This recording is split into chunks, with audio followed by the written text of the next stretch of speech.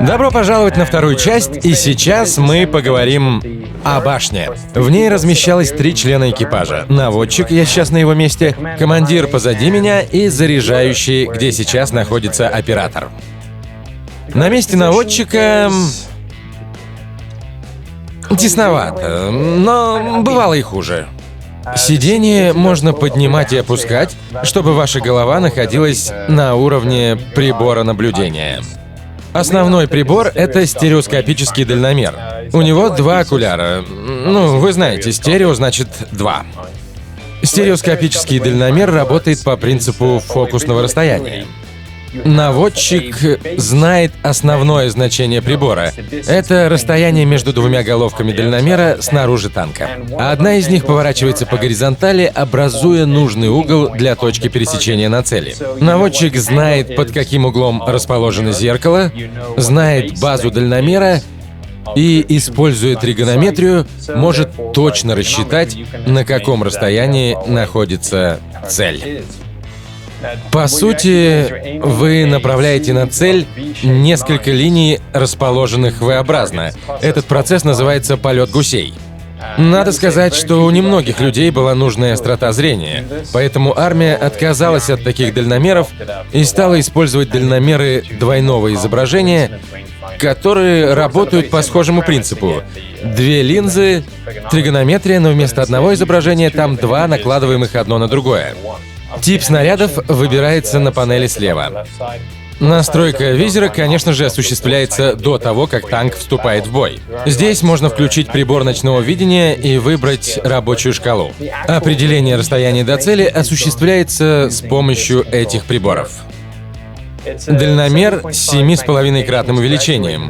Указанная дальность 4,5 километра. Альтернативный способ прицеливания — это использование баллистического вычислителя, связанного с приводами наводки. Это механический процесс. Нужно выбрать дальность полета снаряда в сотнях метров, затем ввести это значение для конкретного типа снаряда. Баллистический вычислитель в таком случае сдвигается либо по вертикальной оси, придавая нужный угол орудию и перископу наводчика, либо с помощью этой системы придает угол перископу командира. Вы можете выставить настройки вычислителя только для снарядов орудия, но не для спаренного пулемета. На самом перископе есть небольшая удобная шкала. В зависимости от установленного пулемета 7,62 или 12,7 мм, она показывает настройки угломера, которые требуется выбрать для нужной дальности стрельбы. Например, вы стреляете на 640 метров из пулемета калибра 12,7 мм. Тогда на угломере нужно выбрать значение 5,5. Это поможет вам более-менее навестись на цель, ну а дальше можно довести пулемет по трассерам. Из других приборов управления у наводчика есть гидропривод вертикального наведения орудия. А под правой рукой, думаю, нужно делать это вот так. А под правой рукой у него привод поворота башни. Полный оборот занимает примерно 10 секунд. Довольно быстро. Есть и вспомогательное ручное управление. Ручной привод поворота башни находится справа. Простая система. А гидравлический насос вертикального наведения орудия слева. Электрический спуск орудия есть как на вспомогательной, так и на основной рукоятке управления. Здесь множество трубок гидравлической системы. Можно представить, как танкист говорит: «Ой, у нас течь в гидравлике, где она?» Сейчас найдем. Панель с кнопками впереди немного устаревшая. Левая огневая точка орудия, правая огневая точка. В этом танке, конечно же, всего 2 ствола — спаренный пулемет и пушка. Эта панель осталась с тех времен, когда планировалось одновременно устанавливать 2 пулемета, один калибра 7,62, второй 12,7 мм. В реальности с левой стороны устанавливался штатный пулемет заряжающего. Это был пулемет калибра 7,62. Я практически не встречал упоминания о пулемете калибра 12,7, но вполне возможно, что его действительно использовали.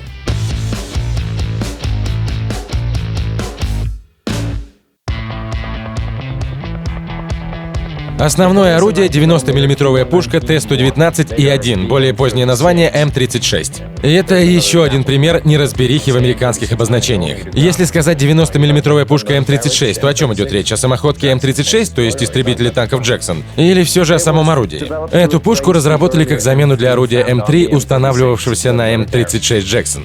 Это старая добрая система с бойком ударника и рукояткой взвода, которая вела огонь снарядами с капсульным зарядом. По совершенно непонятным мне причинам, рукоятка казённика находится с правой стороны, рядом с наводчиком. Допустим, заряжающему нужно достать снаряд из казённика, если, например, была осечка. Чтобы открыть затвор, нужно встать позади казённика.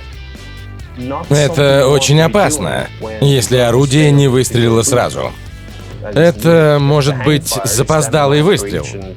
И если вы стоите за казёнником и тянетесь к ручке затвора, а орудие в этот момент стреляет, не самый лучший день. При отдаче орудие смещается назад сантиметров на 40, и если вы находитесь сзади, то в следующую секунду вас там уже не будет.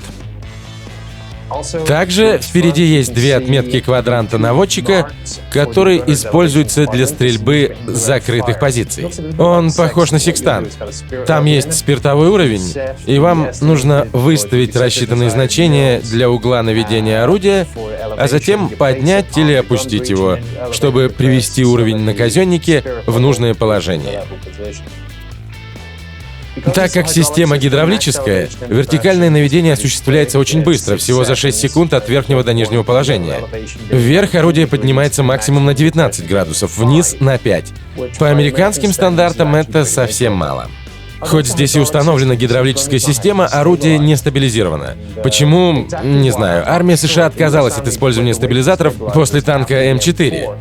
Хотя на нем стабилизатор работал как надо, если танкисты правильно его использовали. Это долгая история, об этом можно почитать в интернете в одной из моих статей. Но на М26, М46 и М47 от стабилизации отказались. Конструкторы рассматривали эту проблему и проводили различные тесты, чтобы оснастить танки нового поколения стабилизатором. Но с этим танком не сложилось, может быть, по каким-то практическим соображениям. В общем, такое вот место наводчика. Я нахожусь здесь уже около часа, потому что я делал различные заметки, и моим ногам до сих пор довольно удобно. Это несомненный плюс для позиции наводчика. Теперь мы переместимся немного назад и посмотрим на рабочее место командира.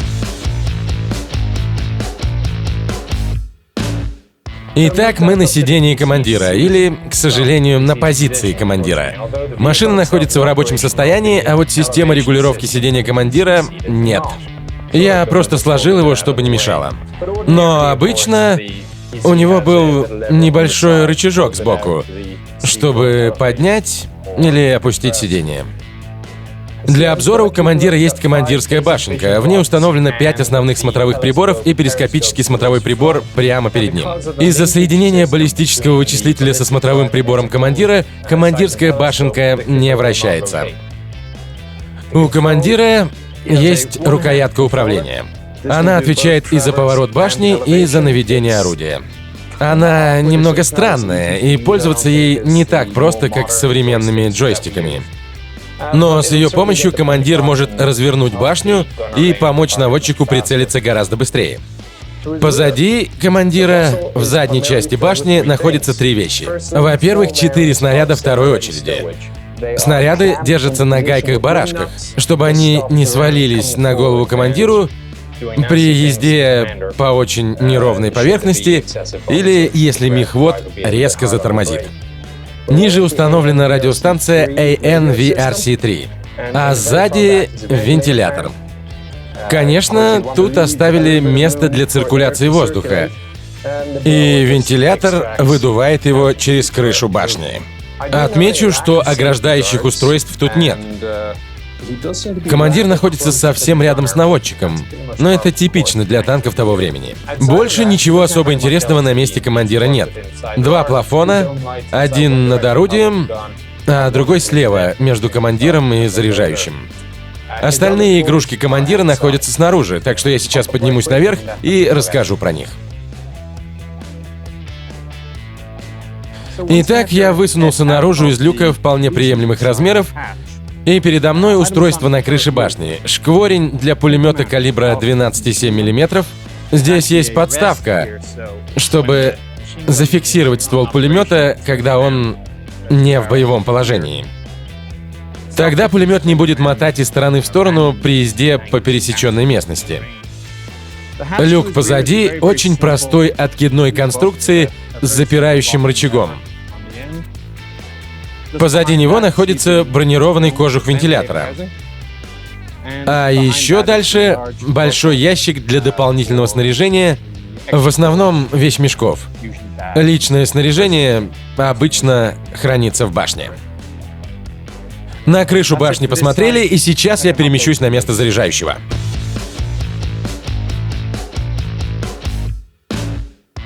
Конструкция люка заряжающего очень проста.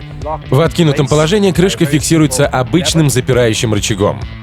Крышку люка всегда нужно закреплять, чтобы при езде она не ударила вас по голове. Она просто может упасть на вас сверху. В закрытом положении она фиксируется простой задвижкой. Здесь мягкая подкладка, чтобы защитить голову от ударов. Впереди находится стационарный смотровой прибор, направленный вперед. Он защищен решеткой. Также у заряжающего удобный доступ к запасным стволам для пулемета 12,7 мм, которые расположены на левой стенке башни.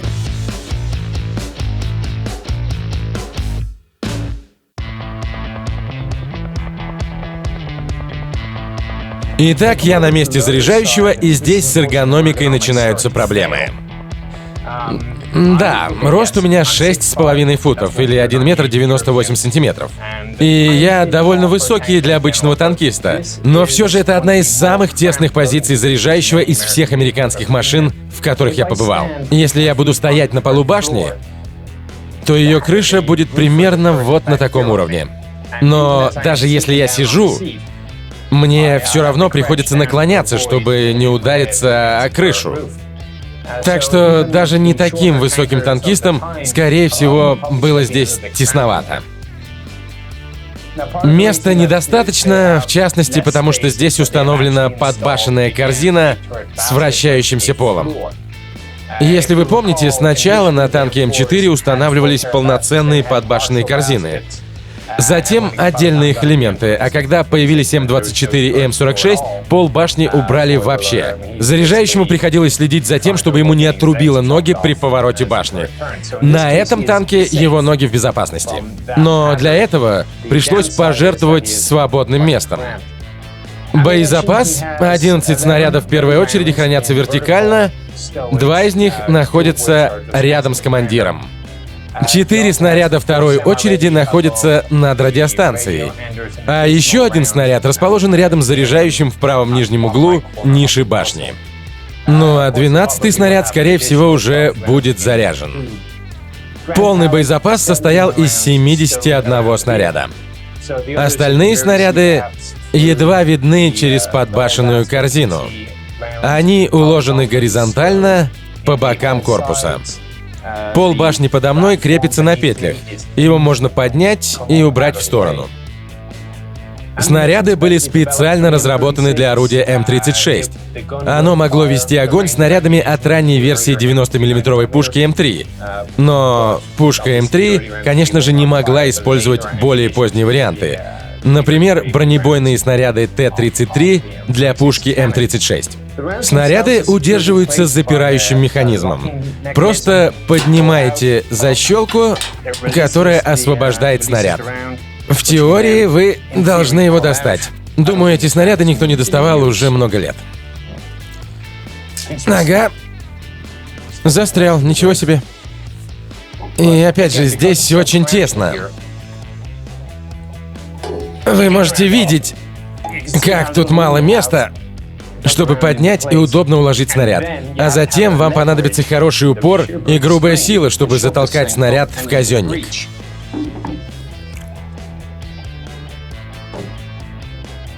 Да, процесс заряжания на этом танке совсем непрост.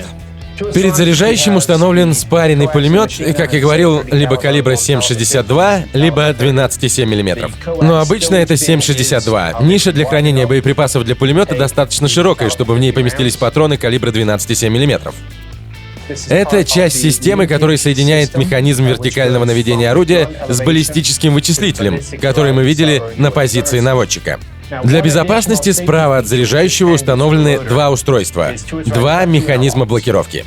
Один из них отключает гидроприводы поворота башни и наведения орудия. Таким образом, заряжающий может выполнять свои обязанности в отделении или под полом башни, не беспокоясь, что наводчик или командир могут случайно включить поворот башни и оставить его без руки. Такие предохранители выполняют важную функцию. У меня на руке остался шрам от люка для подачи боеприпасов, который мы забыли отключить от системы. Упс. Второй механизм блокировки — это электронный выключатель системы огня. Заряжающий активирует его на время заряжания орудия, а потом, когда он отходит в сторону и... Кстати, его колени защищены, так что при отдаче с ним все будет в порядке. Так вот, он выключает блокировку, орудие готово к стрельбе, и наводчик может использовать электрический спуск, чтобы поразить цель. Ручной спуск этот механизм, конечно же, не блокирует. Еще одно устройство — это управление бронекрышками на головках дальномера, которые открываются и закрываются с помощью переключателей. Сверху плафон освещения. На этом про башню все. Двигаемся дальше.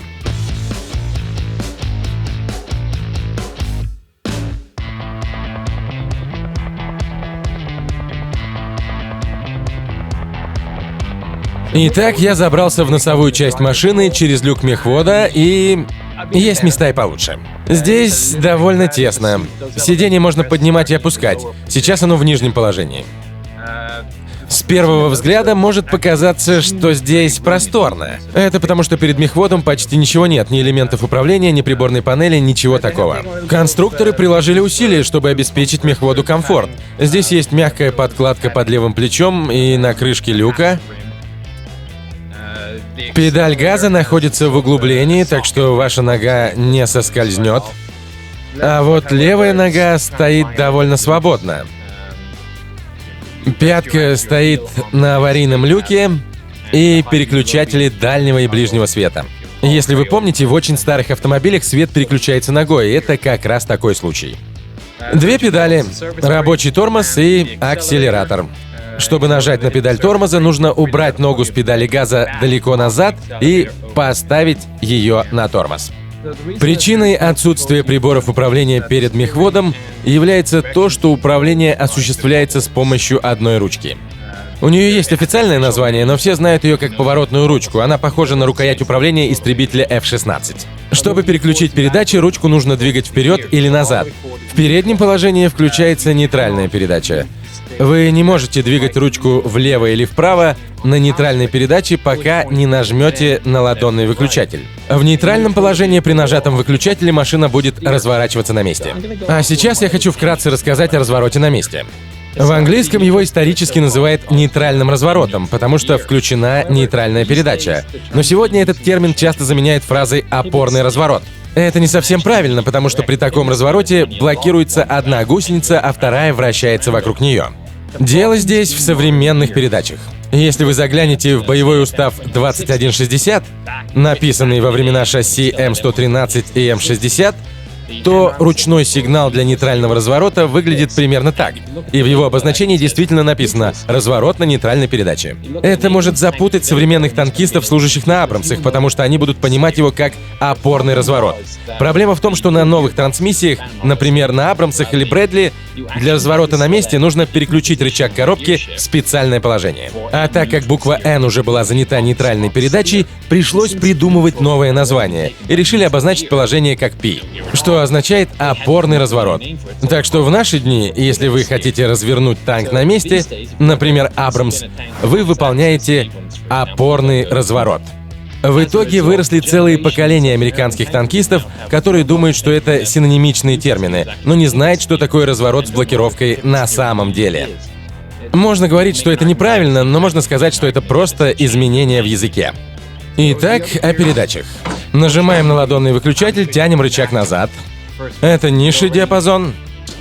Затем высший диапазон и, наконец, нижнее положение рычага. Не забываем про выключатель задний ход.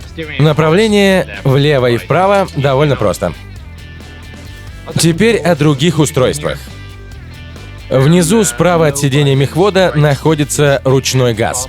Он непосредственно соединен с педалью газа, то есть акселератором. В отделении мехвода также установлены 3 огнетушителя. Один ручной, а другие 2 активируются с помощью выключателей возле крыши башни или на моторном отсеке. Чуть ниже впереди находится большой рычаг стояночного тормоза. Нажимайте до конца на педаль рабочего тормоза и с помощью этого рычага фиксируйте ее, как обычной защелкой. Перед мехводом расположена приборная панель. Спидометр, тахометр. Переключатель света фар. Включить затемненный свет легко, а вот чтобы включить свет поярче, например, дальний свет фар, нужно деактивировать предохранитель, который не позволяет вам случайно подсветить себя и устроить иллюминацию на поле боя. Эта конструкция не менялась много лет. Ниже индикаторы уровня топлива в баках. Левый бак, правый бак, выключатель главного реле. Справа панель управления двигателем. Магнето сверху, форсаж снизу слева, стартер справа. Кнопка по центру отключает подачу топлива, так что вы можете отключить двигатели, просто нажав на нее. В самом низу находится насос для подкачки топлива при запуске двигателя. Также прямо по центру отделения установлены электрические насосы. Один для левых баков, второй для правых. У мехвода есть свой аварийный люк. По понятной причине, когда башня повернута в его сторону и прижимает люк мехвода, он не сможет через него выбраться. При заполненной снарядами подбашенной корзине покинуть машину через башню тоже может быть проблематично, поэтому всегда удобно иметь запасной аварийный выход. Аварийный люк находится между ног мехвода. Нужно просто потянуть за ручку, и люк упадет на землю. В отличие от некоторых аварийных люков, которые я видел, у этого вполне приемлемый размер. Любопытно, но на Абрамсе с этим есть проблемы. У него вообще нет люка в днище корпуса. Если танк перевернется, выбраться из него вы не сможете. В теории вы можете развернуть корпус, который теперь в воздухе, чтобы через отделение мехвода и его люк выбраться наружу. Но это гораздо проще сделать через аварийный люк в полу корпуса. На М-60, например, был такой люк. Да и вообще на всех американских танках до М-60. Если вам недостаточно фактов, чтобы определиться с плюсами и минусами люка в днище, скажу, что число людей, погибших, потому что они не смогли выбраться из танка, очень маленькое. Не поймите меня неправильно, такое действительно случалось. Танк переворачивался, падал в воду, танкисты не могли выбраться и тонули. Но стоит ли это нарушение целостности корпуса? Здесь можно приводить аргументы в пользу обоих мнений. Также здесь есть несколько отделов для хранения запасных перископов и приборов ночного видения. Похоже, это инфракрасные приборы. Небольшой прибор снизу — это фактически розетка для запуска двигателя от внешнего источника. Если аккумулятор сел, а вспомогательный двигатель не работает по какой-либо причине, можно воспользоваться помощью другого танка. На этом о месте мехвода все. А сейчас я вам вкратце расскажу о месте помощника мехвода. Почему вкратце, сейчас поймете.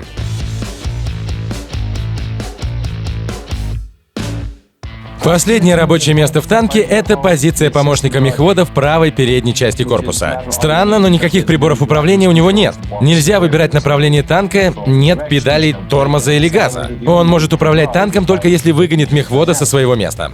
Так что помощник мехвода может быть полезен, если мехвод устал, или чтобы просто составить ему компанию и морально его поддержать. Ну, конечно, он мог выполнять другие обязанности — обслуживать танк, охранять его, выполнять поручения других членов экипажа и так далее. Единственный элемент управления здесь — это пульт вспомогательного мотора. Впереди установлен курсовой пулемет, и вы снова можете задаться вопросом о его полезности, учитывая, что помощник мехвода мог прицеливаться только смотря в перископ и используя трассирующие пули. Радиостанции на его позиции тоже нет, ее переместили в башню. В архивах я нашел единственное объяснение тому, чем мог быть полезен курсовой пулемет. Это связано с системой стабилизации, особенно на последних этапах войны. На ходу стабилизация спаренного пулемета была недостаточной, поэтому самым эффективным в данном случае являлся курсовой пулемет, потому что он был довольно удобным для стрельбы на ходу. Слева от помощника мехвода находилась укладка коробок с патронами 7,62 мм для курсового пулемета. Больше ему, в принципе, делать здесь было нечего. У него достаточно места для ног, есть свой отдельный аварийный люк, вот и все.